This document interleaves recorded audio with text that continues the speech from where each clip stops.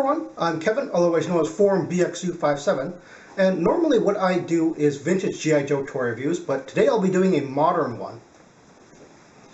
The 2011 G.I. Joe Cycle Armor, only available in Canada and only available actually in Canadian discount stores.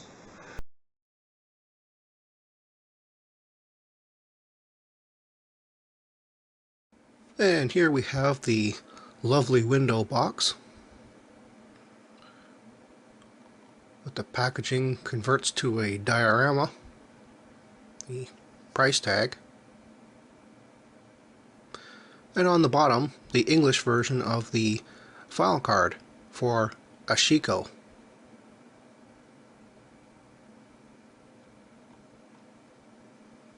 Now let's open this thing up and see what we have in here.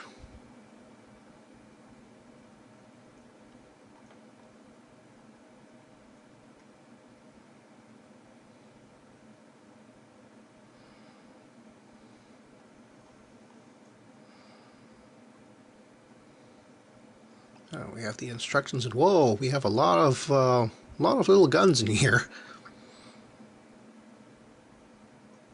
and the actual toy itself now.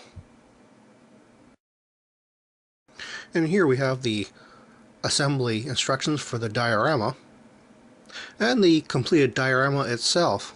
It's kind of blah, really, but check this out. It's a tiny little Easter egg in there. And here's a quick look at the sticker application. I've already applied the stickers actually, except for one, which you'll see in a moment. The rest of the instructions, which you will have to keep.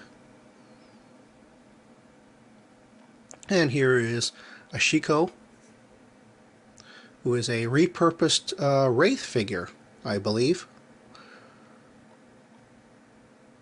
Has all the same points of articulation, a bit hindered by the vest. You actually pop the hand off, so you can remove the gauntlet with the transformation peg on it, so you can possibly put this on another figure. And here's the very, very bland helmet. Obviously it's a cycle helmet, but it's just very, very bland. It's all black. It's kind of squishy too. And it looks like Firefly's head underneath there. The collar actually is raised, but it doesn't hinder the articulation of the head, which is a very good thing. And you just pop the head right off. And you can take off the armor. And again, you can probably put that on another figure. Underneath there is, again, just a recolored Wraith figure. Nothing particularly special about that. Put the helmet back on.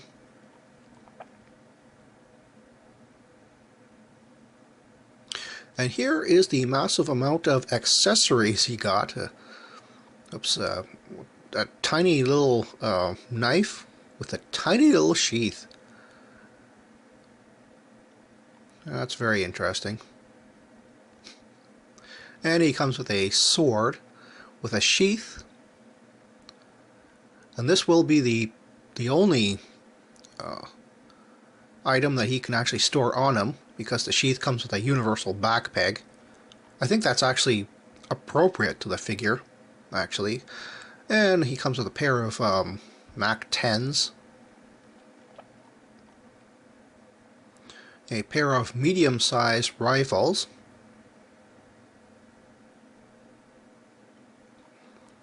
a tiny pistol, and another medium-sized rifle.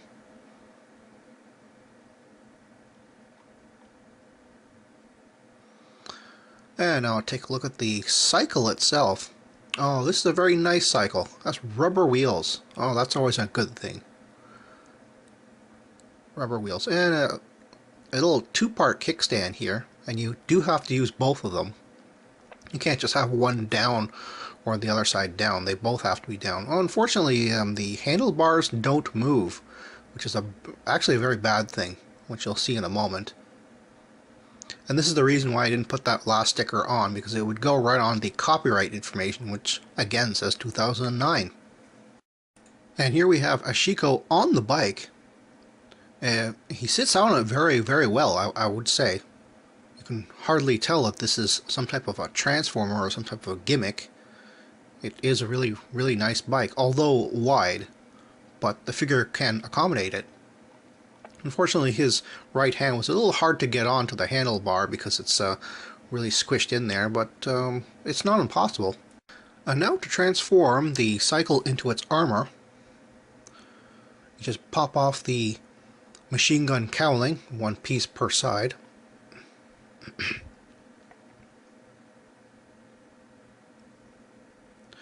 And then you separate the front fork on its hinges. The instructions say to put it all the way straight out like that, but you can just kind of leave it out on an angle, just enough so that the wheel can pop off. Personally, I wouldn't recommend putting it all the way out like that. And now you can split the motorcycle down the middle. I'll just use my fingernail here. All the way through the body and through the seat. And the thing will pop off and split into 3 parts. The 2 side body and the front bit.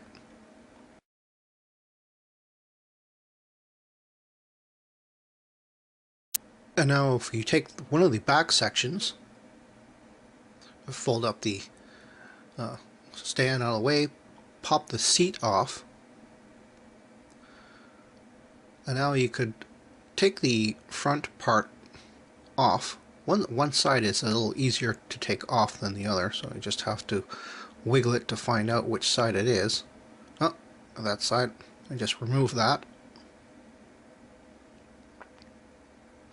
And now you have the leg armor. You just spread out the exhaust bit into its 2 halves, and you have a foot and a heel. That'll be the leg, complete with a jointed knee. And now you can start putting the armor onto the legs.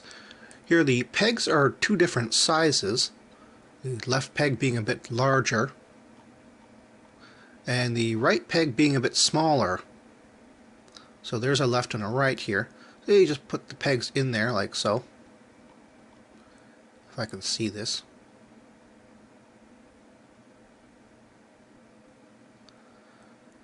And put the other one on.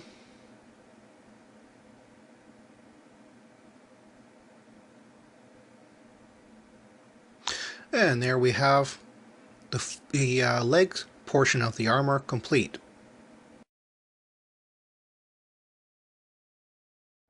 And now we take the body. One side is empty. The other side will have the what I suppose is the engine, black and yellow part. You just take that bit out.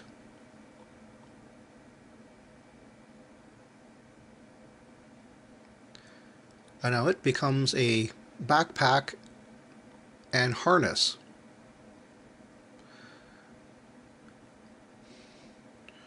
Just put it on like so. Flick out the yellow rubber harness out, and it'll eventually stretch out over his head there. We're just going to keep it up straight. Take the front portion with the handlebars and the fork there, and there's 3 little pegs, and just squeeze the yellow rubber onto there, and then fold the whole thing down so that the 2 pegs are now going onto his chest pegs. You will have to really push these ones in, because these ones really do need to be really well snug in there. And there you have the chest portion. And now for the arm armor. which is from the seat and the machine gun cowling part. However, with the chest armor in place, I found it a little hard to put these on, although you might differ. Here I'll just take the hand off and take the gauntlet off and put that on there without the encumbrance of the chest armor. It's all very rubbery, so make sure it goes in there really well. And then just put it right back onto his arm. And just put the hand back in, like a stopper.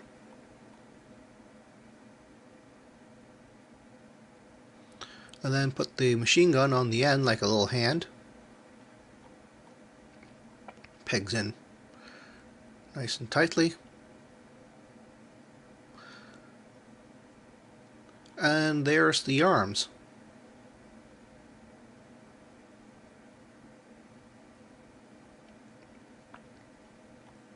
Now on the back, I'll just take one of the body pieces, make sure the hollow piece is facing outwards, and it'll connect to the side of the black and yellow engine block.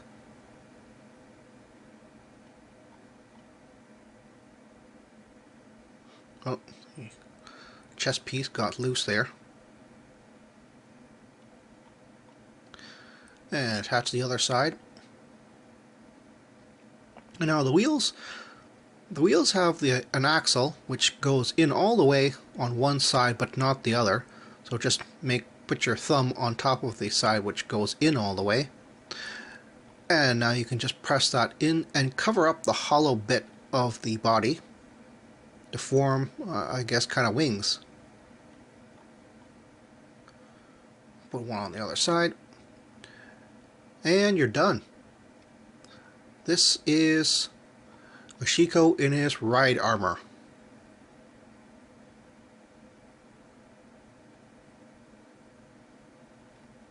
Not bad, actually. Unfortunately, he can't hold any of his weapons. Absolutely none of them.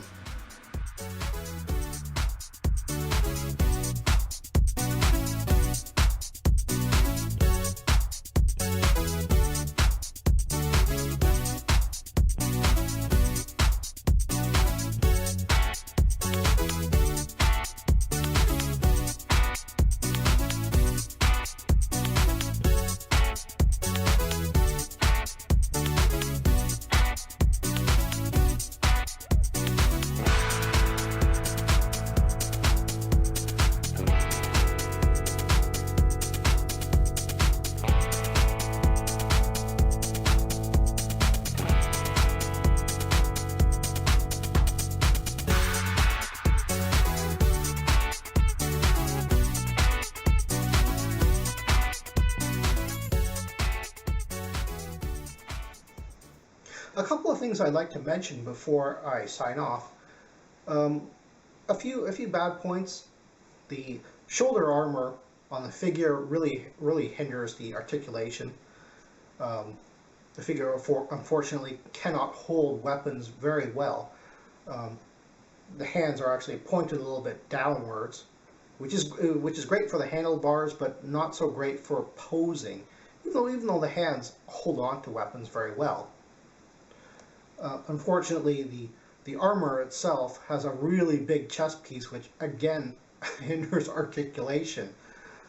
On top of that, the armor leg, the feet they don't scissor out completely, so the leg isn't flat, and the figure does have a bit of trouble standing up.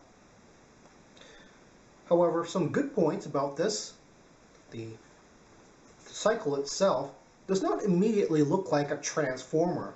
It really does look like a very nice, very aggressive bike. So that's one good thing. And of course, the figure sits on it really well and looks really good on it. I mean, the whole thing really does look like a very good set. You don't need to transform it. But of course, I bought this just as a really neat alternative to Genesis Climber and Mospeada Cycle Armor.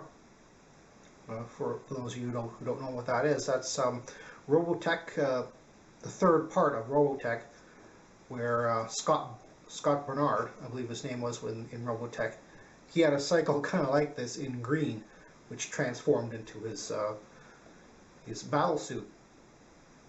One thing I would do is I would try and track down a Rise of Cobra Accelerator suit helmet and replace that helmet, because that helmet is really dull. I think the Accelerator suit helmet will be really nice on this. Well, that's all the time I have for right now. Thank you for watching my videos, and stay tuned for next week with another vintage G.I. Joe toy review. See you then.